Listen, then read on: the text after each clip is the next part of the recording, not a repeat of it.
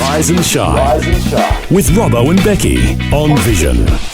Well, I don't know about you, but when we talk to this lovely lady, there's definitely me going, oh, I need to do this. Yeah, and I need to do that. So we'll talk to her again for Wellness Wednesday. It's Dr. Monica. Good morning.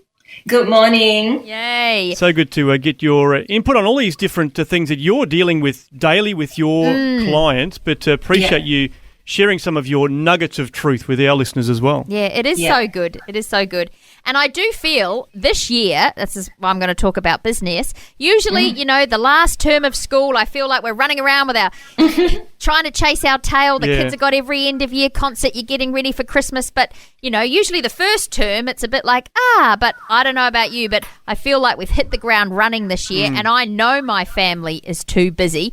So how can I avoid feeling the rushed, because society makes us think we should be busy?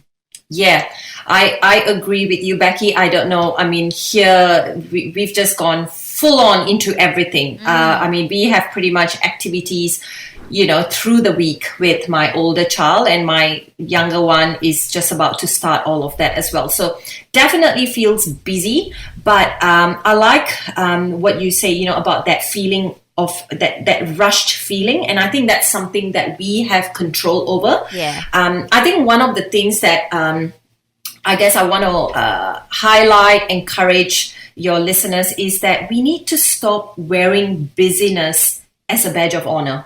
You know, we really have to, and it takes a conscious decision, it takes intention, because, you know, how often do we ask someone, how's your day been? And they go, busy. You know, it's like that one word that sort of, you know, we go, oh, okay, cool. Busy is good. Busy. Yeah, that's right.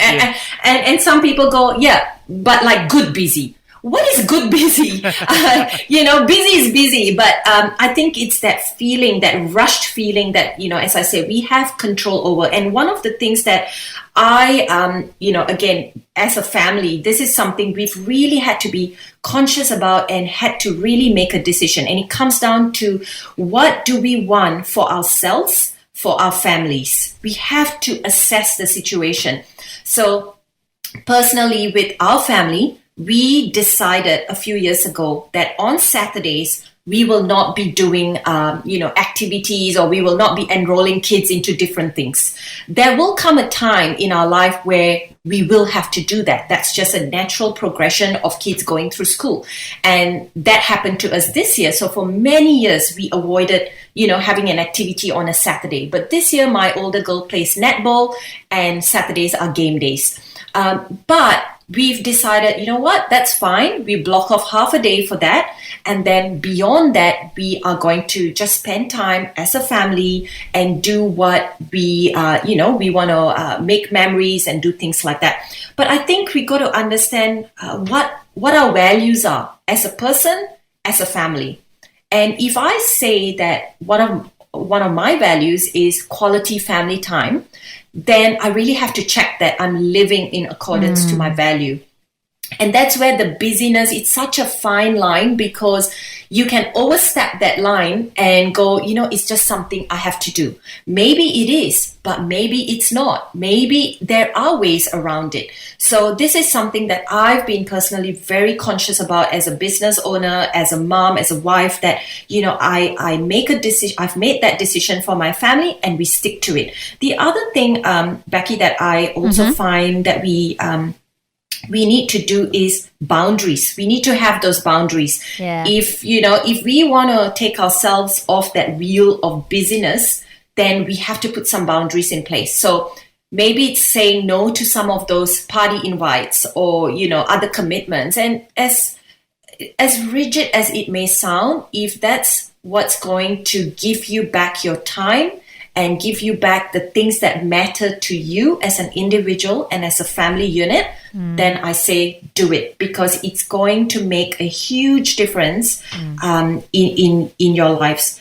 And I think also as a business owner, I tell a lot of my clients that busyness doesn't always translate to being productive. That's true. Yeah, that's right. If you are, you know, finding yourself at the end of the day going, you know what, I've just been busy the whole day, but I feel like I haven't accomplished anything, then it's really time to come back and check what's not working for you. Are you filling your days with things that don't matter?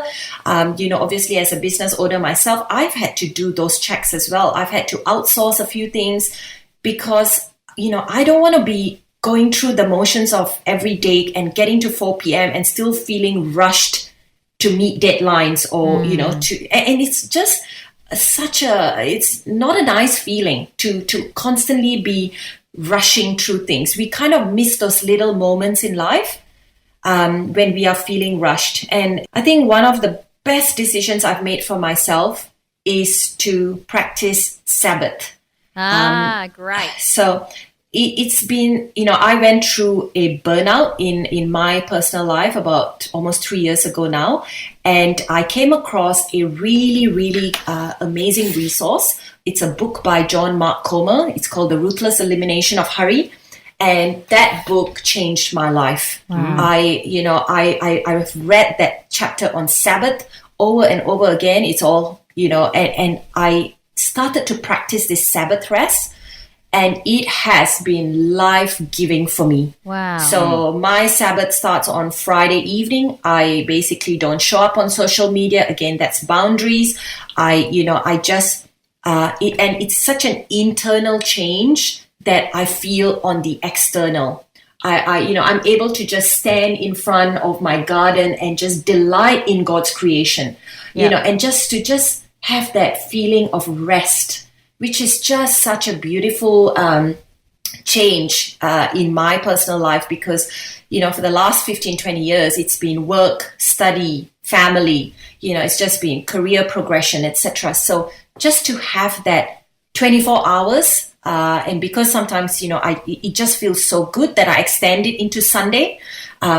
But yeah, it's just been such a life-giving. But it was a decision that I had to make to step away from this busyness.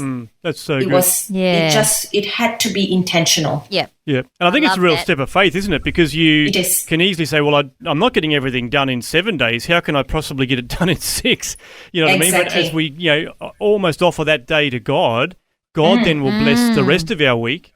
Absolutely. As we do it. So, it's great to hear your testimony, and I, can really resonate with what you're saying about that. So true. Just taking that 24-hour Sabbath just to, I guess, as you say, almost give it as an offering to God. Like I say, it's been life-giving, not just for me, but it's had such a beautiful ripple effect onto my kids and my family because I'm not... we go for walks or we sit in the garden, and of course COVID has helped us sit out in the garden a lot more. But it's just it's that internal peace of just doing nothing, and it's okay. It's okay to do nothing. It's okay to just sit and look at the trees and just delight in that creation. So that's so I good. love that. What's the name of the book you mentioned again? Yeah, so it's called The Ruthless Elimination of Hurry. It's by John Mark Comer. Excellent. Oh, that certainly sounds like a good resource to check out. Really appreciate you sharing about that, Monica, and we look forward to chatting with you again on Wellness Wednesday.